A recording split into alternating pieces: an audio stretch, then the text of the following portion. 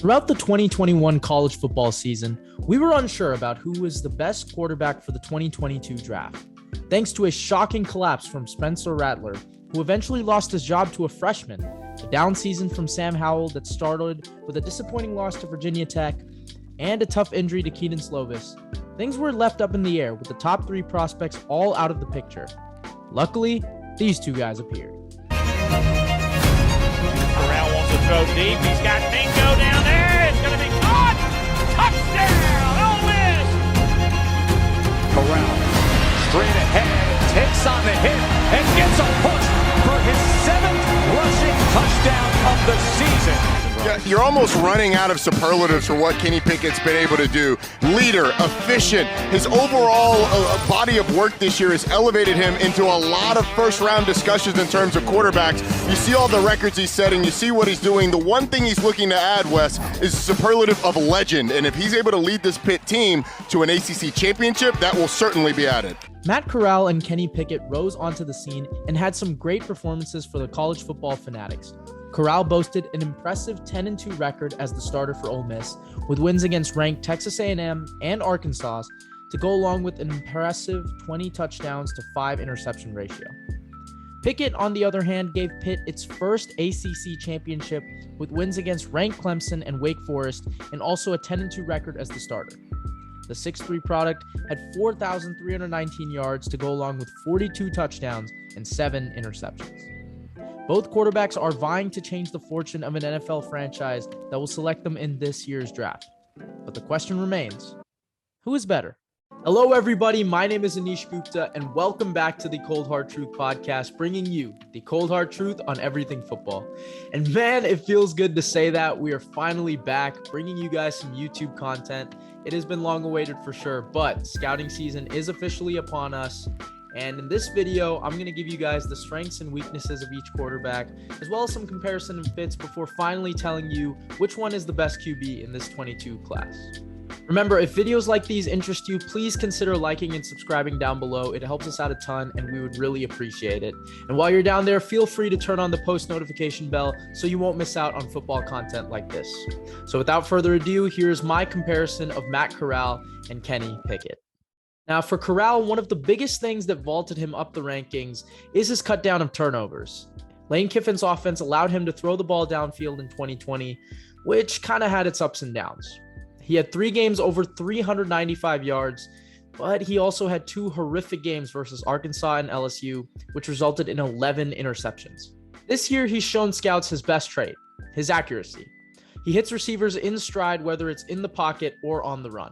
Let's start with this entire 2-minute drill. First play of the drive, they only rush 3 with a dime look defensively, and he absolutely picks them apart with this dime of a throw. The touch and velocity on this throw to the far sideline was perfect. He steps into the throw and fits it right in the tight zone to where only his receiver can get it. The next play, he takes advantage of the 3-man rush again and uses his legs to gain easy yards. Now, in the NFL, they usually rush 4 instead of 3 in 2-minute drills, so I am concerned if he can assess the pressure in the same way. This next play you might not think much of, but I like Corral's decision here. He looks downfield and doesn't force anything by taking the check down, which his receiver dropped. Could the throw have been a bit better? Yes. But you give your running back an open field 1v1 near the sideline to get closer to field goal range. Another throw off play action, a perfect spiral down the sideline only where his receiver can get it. I would absolutely love his chances with the number 1 receiver against man coverage. One thing that's really impressed me is his downfield vision, especially when scrambling or on QB draws. This trait is becoming more and more crucial for quarterbacks in today's NFL, as we saw recently with the Bills and Chiefs game. Take this season's Arkansas game. He executed this design run perfectly with a great inside cut rather than going outside away from his blockers. Similar thing here. He has an extremely quick initial burst and shows some great power that could be vital in goal-to-go situations. Here's a play I really liked. A single high safety, and Corral puts it perfectly towards the sideline away from him. Not to mention it was in stride for the receiver to make a play on it towards the goal line rather than behind him. This was an excellent play over the middle. He needed to put some extra zip on it, and he beats 3 defenders in the zone with this read. This is something a lot of young QBs struggle with, especially because there was no crosser underneath to take the linebacker out of the equation. Now we got to get to some of Corral's weaknesses. One of the biggest things I consistently notice was that he gets way too flustered when the pocket collapses or when he's pressured. Take this play versus Alabama. As soon as a rusher comes free, he lowers his eyes and stays in the pocket looking to run. This was a commonality I saw throughout the season. Corral is also limited outside the pocket. I can't bank on him making off-script plays on the run. He also ran a very simple RPO offense with Lane Kiffin, so I have some questions on if he can handle a pro-ready offense with more zone reads and 3 to 5 step dropbacks rather than staying in the shotgun or the pistol. Also, he lacks arm strength on throws deep over the middle and can be very inconsistent on go routes. Take these plays. He has a narrow base and lacks that touch and velocity on deep passes that you would like. He doesn't like to step up into the pocket to deliver these throws, and when he does, he usually takes off on a run. Another example here. He's leading his receiver outside instead of inside on the deep cross, which causes the DB to get back into the play. Again, he shows a narrow base and lacks the velocity needed on this throw. For his NFL comparison, I've seen a lot of links to Zach Wilson, and I'm going to agree with scouts on this one. Zach boasts a similar frame at 6'2", but I think Corral is more mobile outside the pocket, especially running down the field. However, I do think Wilson has shown a bit more arm talent thus far in his college and pro career. Now, moving on to Kenny Pickett, what I like about him is his 6'3", 220-pound frame, as well as his athleticism outside the pocket. Now, Pickett ran a pro-style West Coast offense at Pitt, and he shows great accuracy on all 3 levels. Take this throw versus Georgia Tech.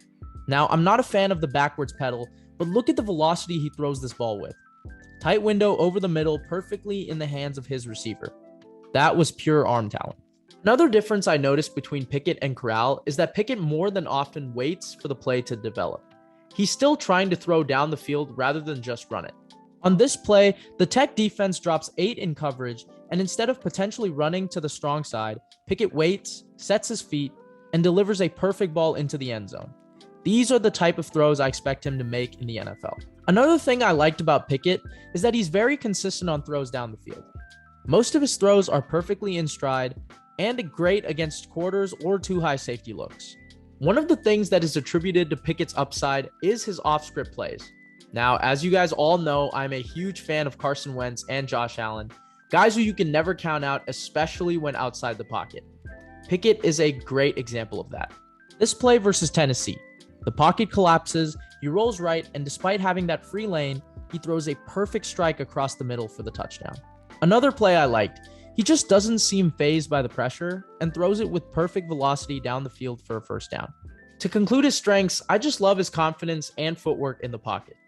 He can stand tall and make throws over the middle or step up and deliver it down the field with great touch. Now for Pickett's weaknesses, I didn't really have any major concerns. I do think he stares down his targets, which keys defenders to close in on the ball.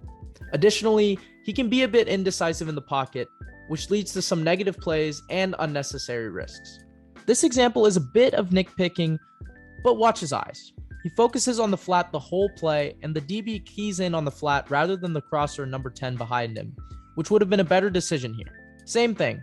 Watch number 33 on the play. He's playing a yellow zone to cover the middle, but Pickett focuses on the crosser coming left the whole time and allows 33 to make a play on the ball. I'd like to see some more misdirection with his eyes. One more play. He seems very unsure of his reads on this play, and he misses the bubble flat on the left side. He panics and quickly throws the ball away because of focusing on the defenders only on the right side. This might be my favorite NFL comp I've done, but I love the Joe Burrow-Kenny Pickett comparisons. Burrow is also a 6'3 QB with arm talent very similar to Pickett's. Both struggle with throws on the far hash, but had sensational senior years and took their time to develop into good quarterbacks with high IQ. Now, the question you've all been waiting for: who is the best QB in this 2022 NFL draft class? While Corral demonstrates great mobility, leadership, and stronger arm talent down the field, I gotta go with Kenny Pickett here. I think his mechanics are more NFL ready, and he's more consistent on tight window throws across the length of the field. Corral does have a higher ceiling under the right system, but Pickett has displayed a greater knowledge of plays that go beyond simple RPOs and play action. Corral is still more of a developmental project with the tools to be great, in my opinion. Now, with that being said, I could see a team like Washington or Denver taking a chance on either guy in the top 9 to 12 area. I also wouldn't rule out the Falcons taking a chance on Corral to develop as a passer under Matt Ryan either. I like the Pickett to Denver fit just because of the receiving core that they have. I think it could be an offense much like the 2021 Bengals.